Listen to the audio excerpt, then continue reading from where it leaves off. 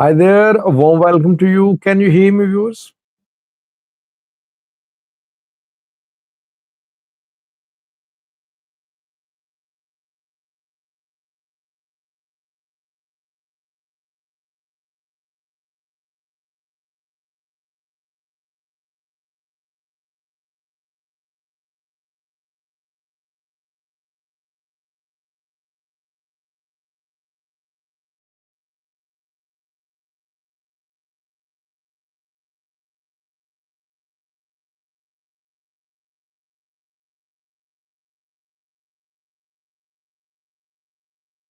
Thank you for responding with yes. Let me welcome the participants. Then I have three very interesting topics for tonight's live chat.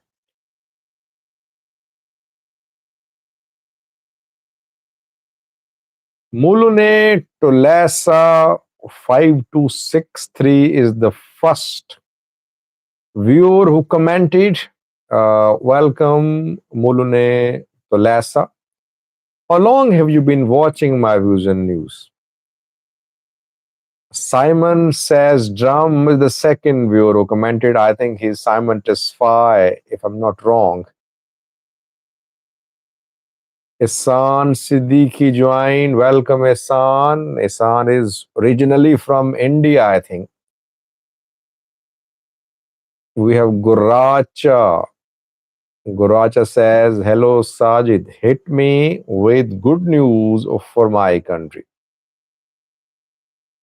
Well, I have two news stories from Ethiopia, and the third one is from Djibouti. Let me speak, then you can interpret my two news stories as good or bad for the country.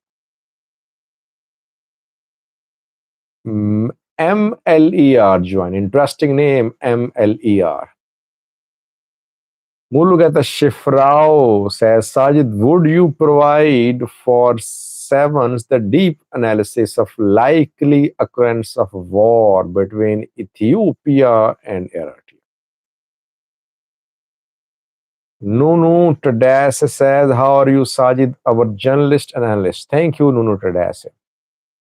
Summist here, DSG join today on time. Welcome, DSG.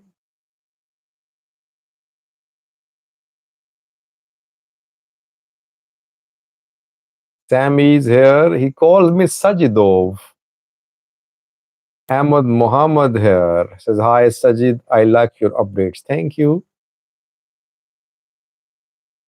Said, how is waiting for updates.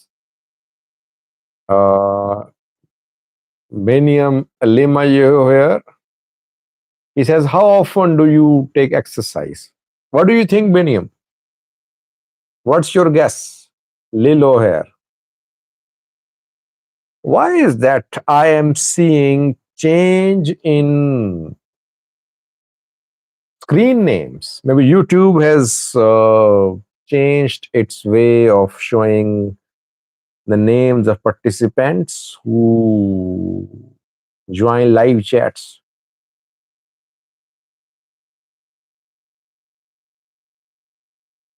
Samuel Faleke joined. Welcome, Samuel. Samuel is a member too. Special welcome, Samuel. We have two members, DSG and Samuel.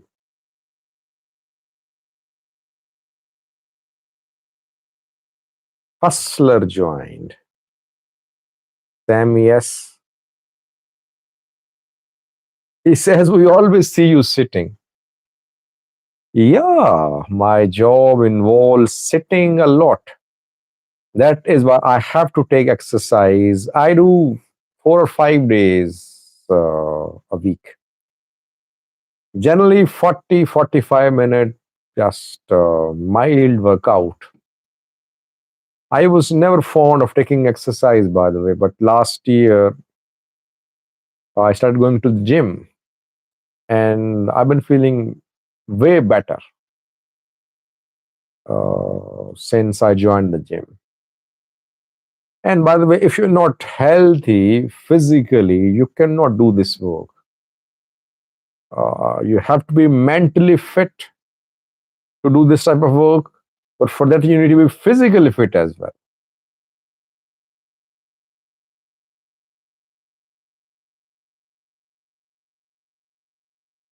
Jacob says, Sajid, what would Ethiopia look like after 2 years? What would happen, especially in politics?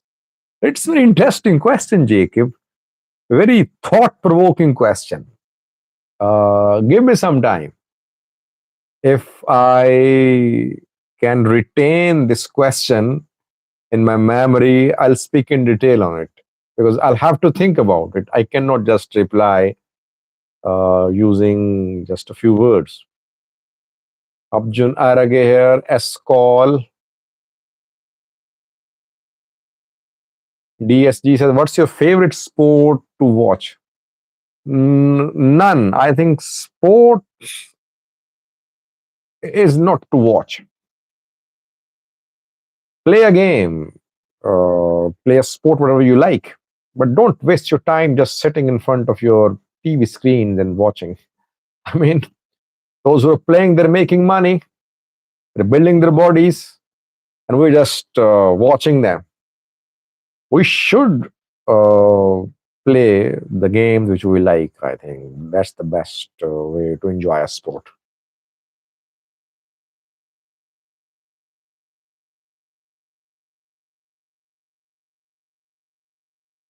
Mamu says, how long do you give Abi to flee?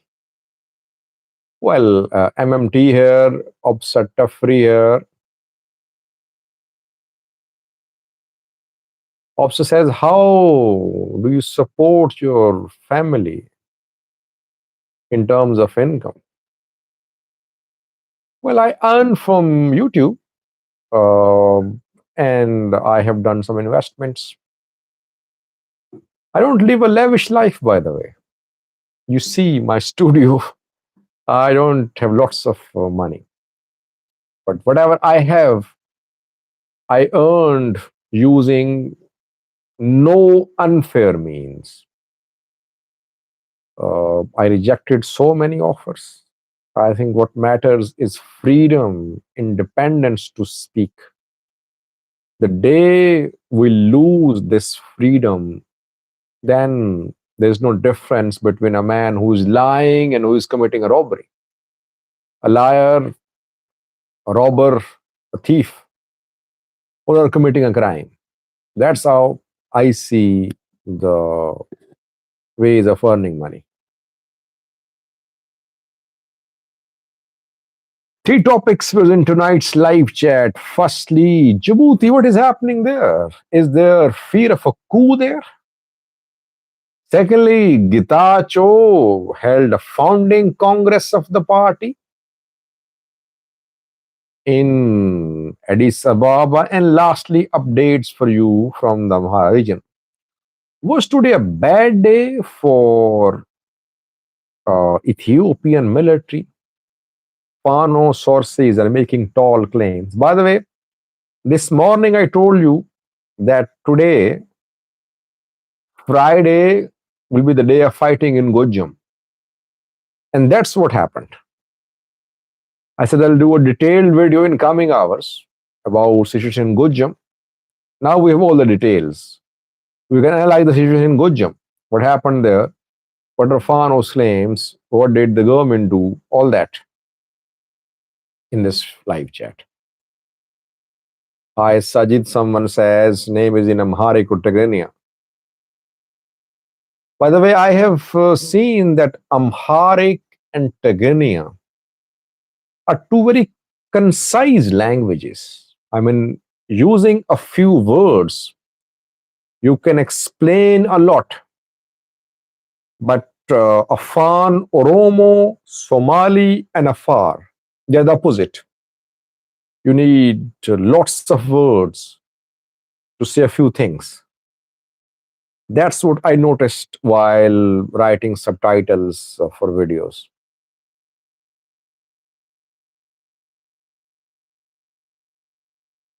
Each language has its own peculiarities.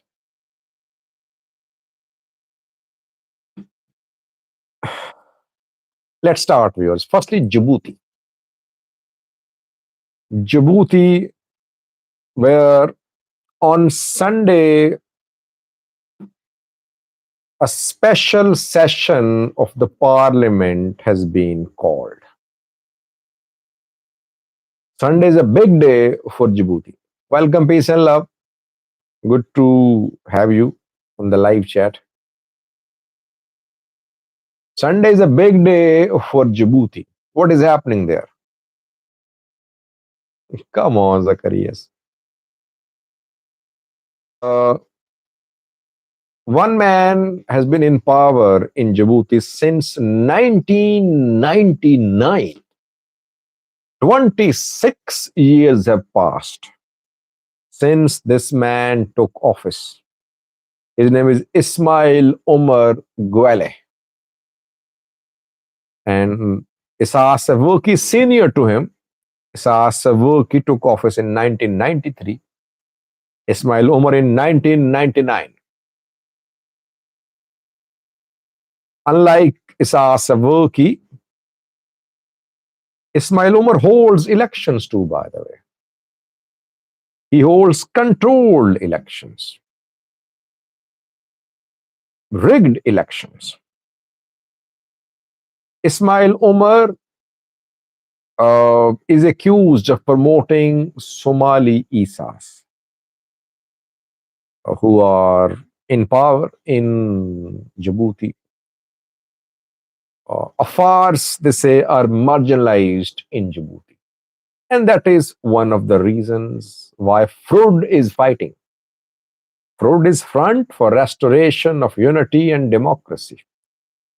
Frood is a political party and it is an armed group as well.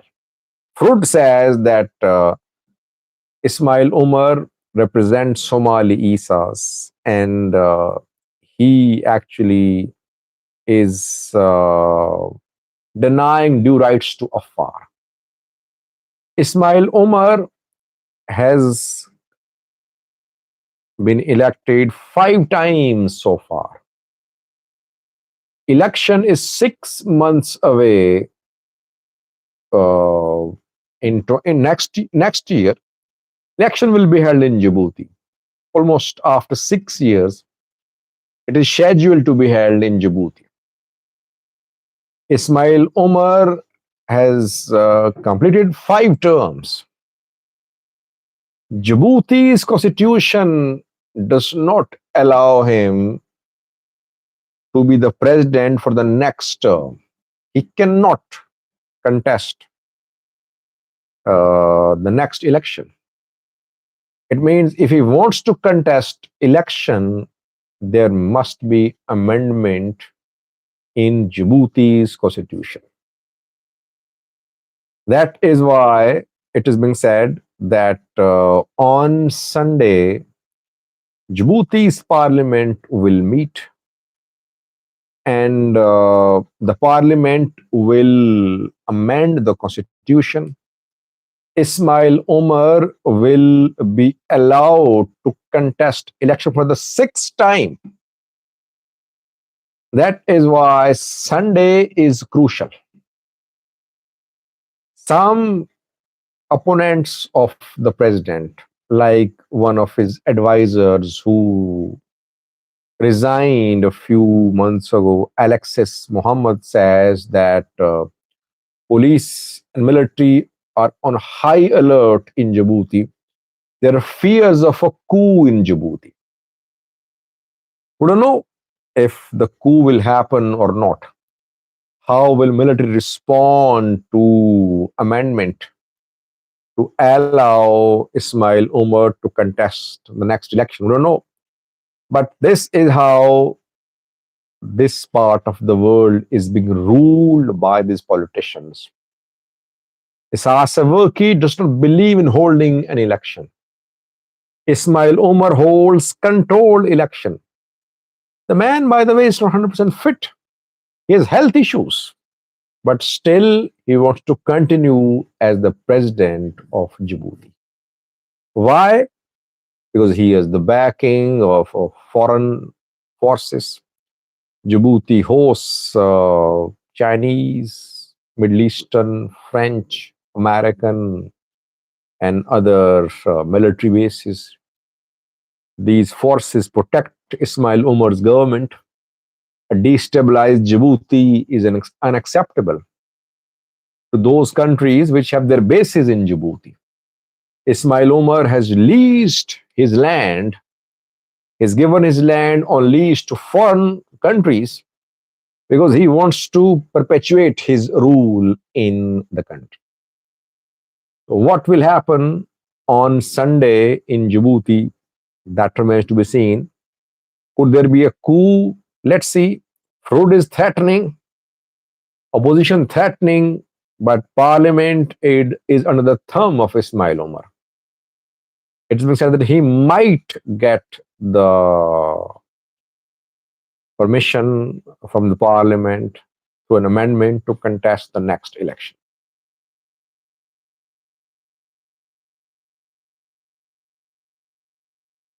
By the way, all the elections in the Horn of Africa will be held next year. In this part of Africa, Djibouti's election in 2026, Ethiopian election 2026, Somalia's election is also in 2026, if I'm not wrong. In 2026, we'll see three major elections in Ethiopia. Maybe Isaias Afwerki might decide to hold election, though he hates the word election, by the way.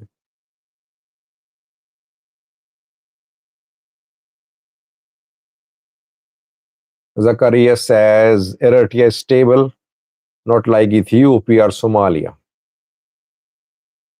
Well, small country, huge military, no economic progress, people fleeing, no real freedom, no civil liberties, no election, no hope for future for the youths. This is what Eritrea is. If it's an ideal for you people, then you should not comment about the progress in Eritrea. You should be in Eritrea. Why do people flee from Eritrea? And based in Europe, based in America, they start appreciating Eritrean system. Why did you flee? Why don't you return to your country? Because, Zacharias, I'm just explaining. Why don't the Eritrean supporters of government return to the country? Do they want Eritrea type of system to be in the countries where they are based in Europe, in America? No. They love freedom. They love independence. They want civil liberties. They want their rights to be respected. But they blindly support the government. They have no regard for the plight of Eritrean suffering in the country.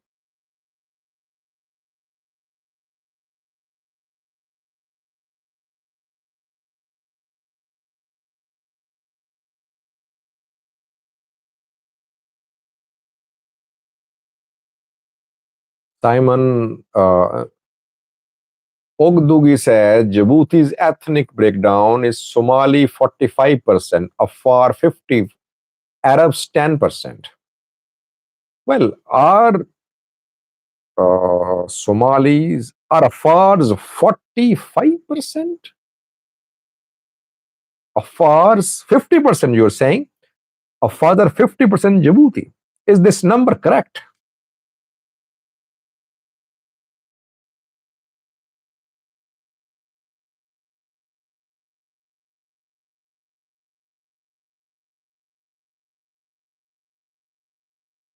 Yeah, MMT says if they don't support the regime, their families in Eritrea can be in danger. Yeah, you're right. I agree. But there are some self proclaimed patriots too. And all day in comment section, these people write hateful comments against me. They defend Eritrean president, Eritrean government. They find novel justifications to defend what Eritrean leaders are doing in the country. Speak for the people of Eritrea, not for the government of Eritrea, not for the politicians of Eritrea. One party rule, one man rule, no institutions. Don't defend this system.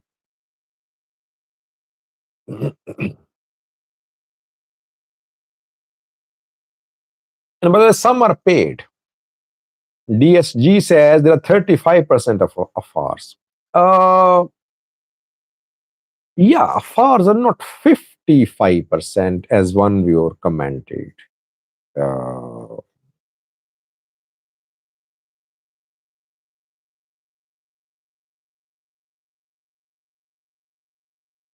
Barakat said Eritrean military is the strongest in the Horn of Africa.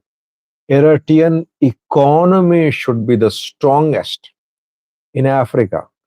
That is how Eritrean people can benefit from the country.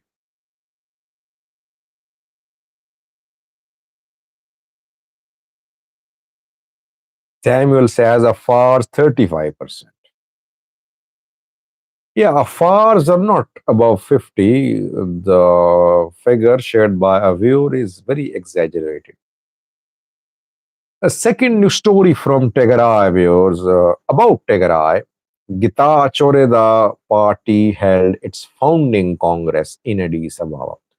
I just want to say a few words about this founding congress. Just one important point.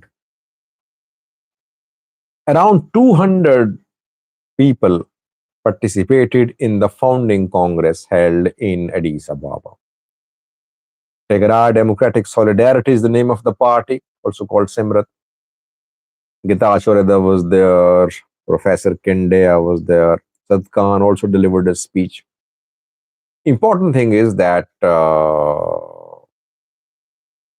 Abdi Karim says what is happening in Djibouti. Well, in Djibouti, Ismail Omar wants sixth term. Key constitutional amendment could be enacted, could be introduced on Sunday. Uh, in Addis Ababa, when Getachew Reda's party held a meeting, only 200, around 200 members of the party attended. Now, that was party's founding congress, which was organized in Addis Ababa today, in the presence of National Election Board of Ethiopia observers. It's a requirement that all new parties, they have to hold a party congress, they have to elect their party leaders, and after that, NEBE issues a full registration certificate to the party. So it's a requirement. Important point is that Getachew Reda said that Party has over 5,000 members, but the members could not travel to Addis Ababa for security reasons. So only 200 traveled, and they attended the party's founding congress. So Getachew Reda's party has 5,000 members, and 80% of them have security issues. If they have security issues, how can they be of any relevance? By the way, Getachew also had security issues in Tigray. That is why he fled. And he is now based in Addis Ababa. Now his party members have security issues. Are they based in the Afar region? Uh, maybe uh, supporting TPF, and that is why they have security issues. Did this party launch any membership campaign in Tigray? How did the party get 5,000 members? I mean, the Tigray government did not allow this party to carry out any activity in Tigray. Where are the 5,000 members? What are their names, details? But this is how a government backed party is registered. Soon you will see Nebbe recognize Simrat party as a legit party, eligible to contest election. On the other hand, the major party in Tigray, TPLF, DSG says he exaggerates. Well, when you give official statement about your party, you share official numbers, you cannot exaggerate. He was addressing party's founding congress. That is why I'm raising this point. Getachew Reda has committed a blunder. I always say, during the tussle between Getachew and TPLF old guards, I said Getachew had shot himself in the foot. He was committing a political suicide. He was backed by people like Sadkan. He was just making a mess of what he sacrificed. He sacrificed, he fought on front lines, he stood with Tigray people during war. He narrowly escaped twice. He escaped when drone strikes were conducted.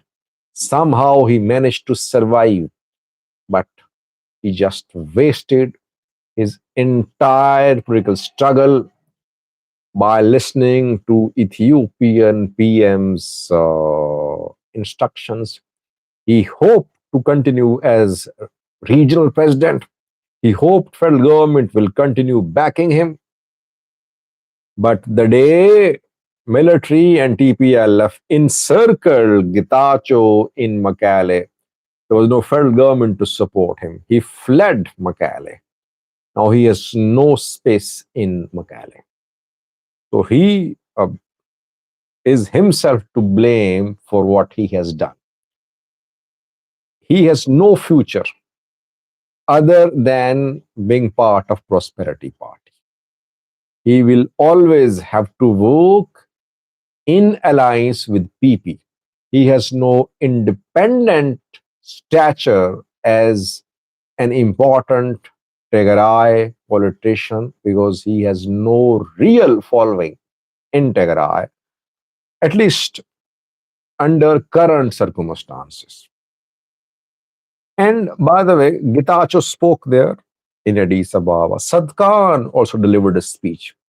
Both of them lashed out at TPLF. Sadkan in his speech said that TPLF is the cause of all problems in Ethiopia. That for 50 years, this party has been creating problems.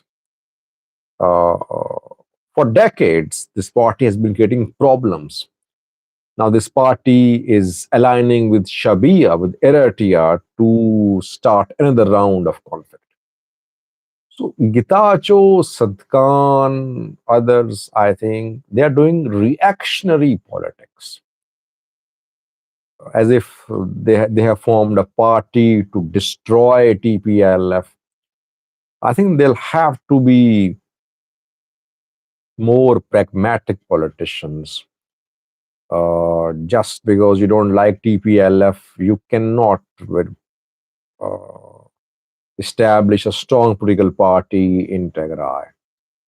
Just because you have backing of federal government, you cannot establish as politicians in Tigray. Their standing in Tigray politicians have taken a serious dent, I would say.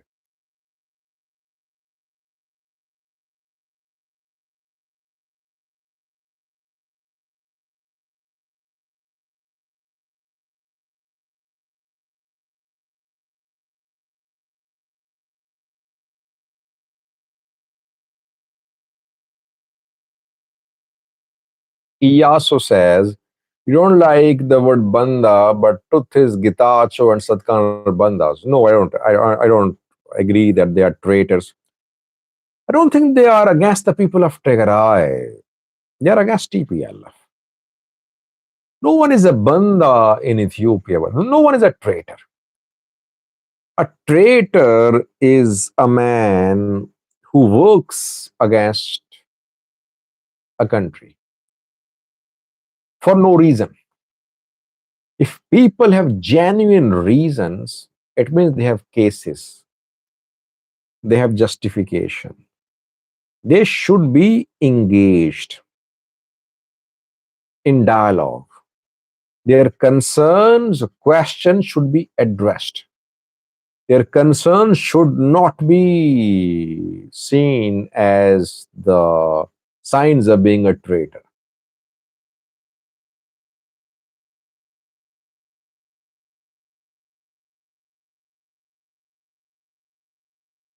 Lastly, was a quick look at the situation in the Amhara region. What happened there today? As I said this morning, on Friday morning, that on Friday, main battlefront will be in Gojam. And that's what happened. That the three uh, areas where there was fighting between military and Fano, where there were drone strikes, all three are in Gojam or in Aguavi zone. What happened there? Uh, Today's main news about Fano's activities is from Shore Orbit, where Fano fighters killed security chief there. Read a video on that 2 hours ago. You can watch that video. They definitely killed security chief there. Lema Wandafrao has been killed in Shore Orbit.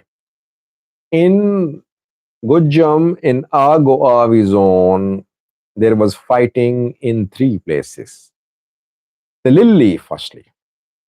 Fano fighters entered Tilili today. Their entry in the town being confirmed. No doubt about that. Government sources are confirming Fano's attack in Tilili. Government sources say that the attack by Fano in Tilili was repelled. Fano suffered losses. Fano fighters say they entered Tilili and they inflicted losses on regional forces. They're not claiming to be in control of Tilili. Yes, when I'm recording this video now, Fano are not in Tilili. But they did enter Tilili this morning and they attacked security forces there. Firstly. Secondly, a drone strike was conducted in the vicinity of Bahirdar. Gonje Kalala is the name of the locality where a strike was conducted by Air Force. Some burned houses have been seen. Who was killed, who was targeted, difficult to say. Whenever drone strikes happen, pro-Fano sources say that civilians have been killed, women have been killed, children have been killed. They never admit losses. Thirdly, in the outskirts of Bahirdar, Fano fighters carried out an attack today, and they captured members of strike force. They captured members of strike force. They have released pictures too. Pictures show at least two members of regional strike force. Some weapons have also been captured by Fano fighters in the vicinity of Bahirdar. But important information from Bahirdar is that today in Bahirdar, Tana Forum is being organized. Tana Forum is a discussion forum being attended by international diplomats, policy experts, foreign ministers, ambassadors of several African countries. Araga Kabda delivered a speech. Ethiopian Mr. Foreign Affairs Gideon Timotheus was there. Special representatives of different countries for the Horn of Africa, they attended. And representatives from different African countries were there in Bahirdar today. Tana Forum was launched by Meles Zenawi over a decade ago when he was heading Ethiopian government. And today's Tana Forum discussion was 11th Tana Forum dialogue in Ethiopia. But there was no Tana Forum discussion last year. In 2023, 2024, there was no Tana Forum held there in Ethiopia because of security situation. So today, the forum was held. But it's a 3-day forum. And interestingly, first day is in Bahirdar. Next 2 days will be in Addis. So all these participants are going to Addis. On the 25th and 26th of October, they'll meet in Addis Ababa. Why? It's very interesting, by the way. I mean, the forum should have been organized in either Addis Ababa or in Bahirdar. Why is that it has been split? 1 day in Bahirdar, 2 days in Addis Ababa. Definitely for security reasons. Amhara regional government wanted just 1 day event in Bahirdar and 2-day event in Addis Ababa. But the first day of Tana Forum in Bahirdar was peaceful. Fano fighters could not enter Bahirdar. They tried to enter, but they could only reach the outskirts of Bahirdar. Otherwise, today they could have created a significant impact had they somehow entered Bahirdar and carried out some major attacks. That would have been known by entire Africa, entire world, because so many European and African diplomats were in Bahirdar today. Maybe it was the right time for Fano to show that it is the in charge or it is a very key player in the region, but it could not. It failed, I would say. It tried, but it failed. And government people are saying that they're in control, that they're fully in control, that they have organized a regional level, international level discussion in Bahirdar, and Fano were nowhere to be seen. This is what happens, by the way, whenever there are high profile events in Amhara region, that Fano fighters are not able to register any impact. I am not saying that they should have attacked the Tana Forum when you know They could have shown their presence in Bahirdar by different means, but they could not enter Bahirdar. This is what happened. Though profano sources are making tall claims saying Fano fighters today, they worked wonders. They did a miracle in Bahirdar today, and Tana Forum was disrupted. No, it was not disrupted. It was held peacefully. Pano fighters could not even reach close to the venue. They were far away from the actual venue. A viewer is saying that forum is already scheduled to happen in the two cities. No, book question is in the past when it was organized in 2021, 22, or before that, was it organized in two cities or in just one city?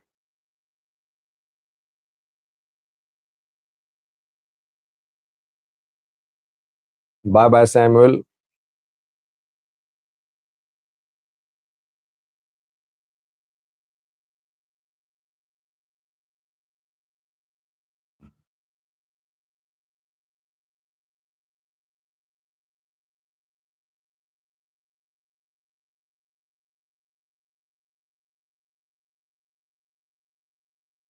Thank you, Hagos. Good to see you.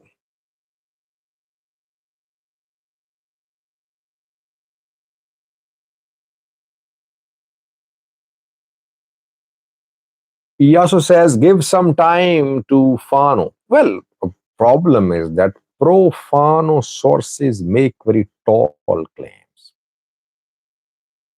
When you tell the truth, instead of admitting, they start defending their lies, their propaganda, and they give false hopes to their supporters, by the way. They gave false hopes to their supporters in 2023. They said, we're going to reach Addis Ababa, we're going to remove Abiy from Rat Kilo. Nothing happened. You saw that. Again, they are making tall claims, unfounded, unsubstantiated. All day, we monitor the situation in the Amhara region. So we should tell the truth. We should tell the people the truth. We should not deceive people.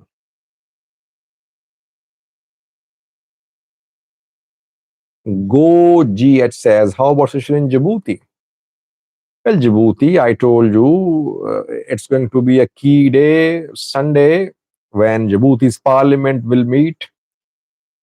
Uh, Ismail Umar wants another term. He wants to contest election for the sixth time. He's not eligible. He wants amendment in constitution. Opposition wants military to stage a coup.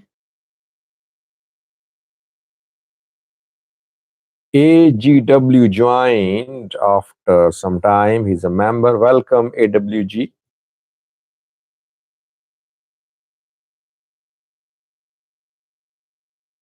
HW says, it always surprises me how a big military, ENDF, cannot protect itself, its base, and its equipment. Well, it's difficult. It's difficult to protect each and every post and vehicle and equipment by the Ethiopian National Defense Force. Fano fighters are not a few dozen people, by the way. They are thousands. Lilo says it was only Bahirdar since established. Yeah, that's what I heard. That the Tana Forum used to be organized only in Bahirdar. This time, a 3 day event has been split to be held in two cities. 1 day in Bahirdar, 2 days in Addis Ababa. Reason, I think, is the security situation.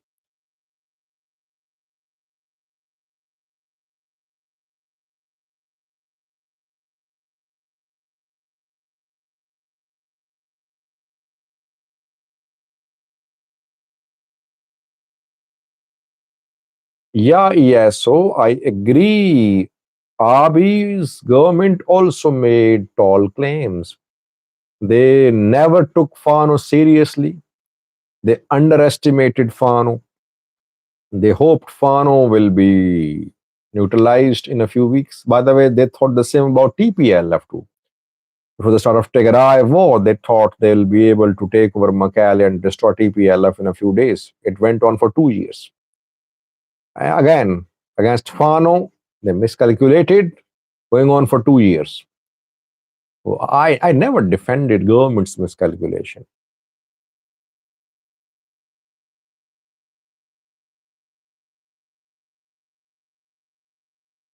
Thank you, 2020.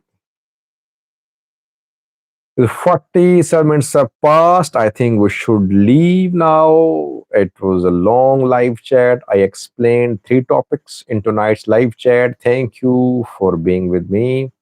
I'll be back tomorrow. Stay blessed. Till tomorrow. Bye bye.